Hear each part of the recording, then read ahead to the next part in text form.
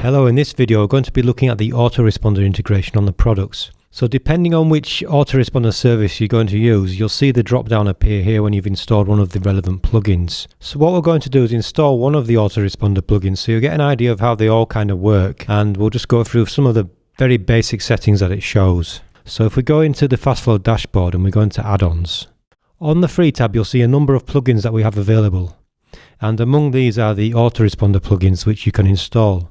So in this instance, let's add the Fast Convert Kit plugin. So this is already installed on the site, so I've just activated it. Now if we go back into the product settings and we actually refresh this product,